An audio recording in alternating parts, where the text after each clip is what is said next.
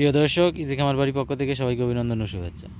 তো আজকে দেখাবো যে চন্দ্রমল্লিকার গাছ, এই যে একটি চন্দ্রমল্লিকার গাছ, এই গাছটাকে আমরা কিভাবে বাঁচিয়ে রেখে সামনে বছর এর থেকে প্রচুর পরিমাণ চারা নিতে পারি বা চারা সংগ্রহ করে রাখতে পারি, বা এটার থেকে কিভাবে আমরা অনেকগুলি চারা তৈরি করতে পারি সেটার প্রসেসিং আজকে দেখাবো।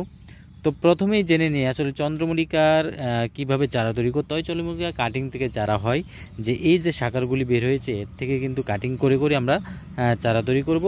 এর বীজ থেকেও চারা হয়, তো বীজ থেকে চেয়ে ভালো কাটিং থেকে চারা সুন্দর হয় এবং ফুল বেশি আসে এবং সহজ খুব। তো এই ফুল যে দেখতেছেন এখন ফুলগুলি একদম শুকিয়ে গেছে, যেহেতু এটা ফেব্রুয়ারি মাস শেষ, এখন মার্চ মাস, তো এই মাসে কিন্তু চন্দ্রমল্লিকা ফুলগুলি শুকিয়ে যায়। এখনই সময় এই গাছগুলিকে আমরা রিপোর্টিং করে রেখে দিলে এর থেকে কিন্তু সামনে বছর চারা তৈরি করতে পারবো। কারণ যদি আমরা কাটিং থেকে চারা তৈরি করি তাহলে কিন্তু আমাদের যত আগে বসাবো, শীতের যত আগে বসাবো, যেমন জুন জুলাই আগস্টের দিকে যদি আমরা চারাগুলি বসিয়ে দিতে পারি তাহলে কিন্তু প্রচুর ফুল আসবে। নভেম্বর ডিসেম্বর বা জানুয়ারিতে আমরা প্রচুর ফুল পাবো এই গাছ থেকে। তাহলে এই গাছটা যদি আমরা রেখে দেই, সুন্দর করে রেখে দেই, তাহলে কিন্তু সামনে বছর এর থেকে কিন্তু প্রচুর চারা তৈরি করতে পারবো। এই গাছটি দেখেন, এই গাছটি শুকিয়ে গেছে উপর থেকে, তাহলে নিচ থেকে যে চারাগুলি বের হয়েছে, যে শাখাগুলি বের হয়েছে, এই শাখাগুলি আমাদের রেখে দিতে হবে। তাহলে কি করতে হবে, এই গাছটা এখান থেকে কেটে দিতে হবে।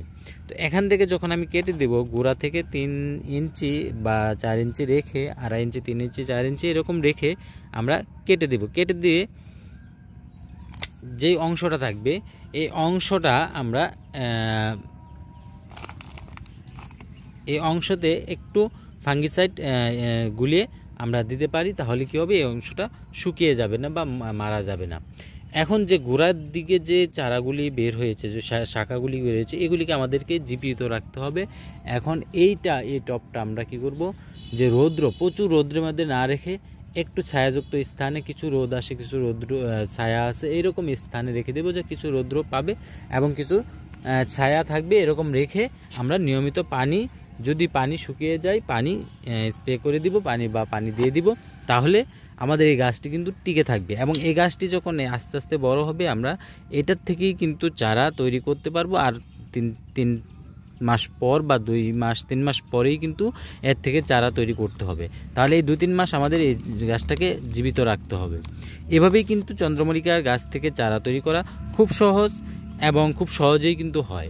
এখন নার্সারিতে যে ভ্যারাইটি আমাদের নাই, সেই ভ্যারাইটি আমরা নিয়ে আসতে পারি। যে কালারগুলি আমাদের সংগ্রহে নাই সেই কালারগুলো নিয়ে আসে, এভাবেই কিন্তু আমাদের এই গাছটাকে বাঁচিয়ে রেখে আমাদের চারা তৈরি করতে হবে।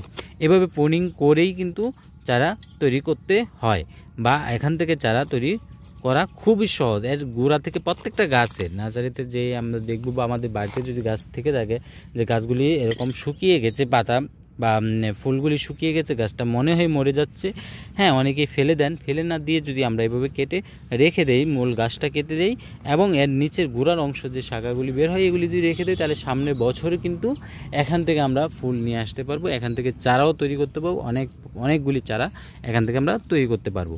এভাবেই কিন্তু চন্দ্রমল্লিকা গাছ থেকে আমরা চারা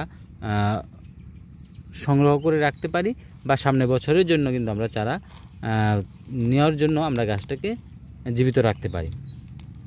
তো যারা এখনও এই চ্যানেলটি সাবস্ক্রাইব করেন নাই, তারা অবশ্যই সাবস্ক্রাইব করে নেবেন এবং পাশে থেকে বেল আইকনটি বাজিয়ে দেবেন। আর শেয়ারের মাধ্যমে সবাইকে জানিয়ে দিতে পারেন।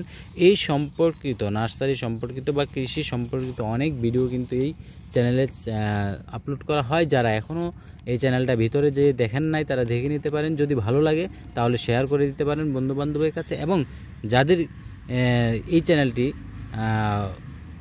পছন্দ লাগে বা ভালো লাগে তারা সাবস্ক্রাইব করে রাখবেন পরের ভিডিওর জন্য। তো ধন্যবাদ সবাইকে, সবাই ভালো থাকেন, আল্লাহ হাফেজ।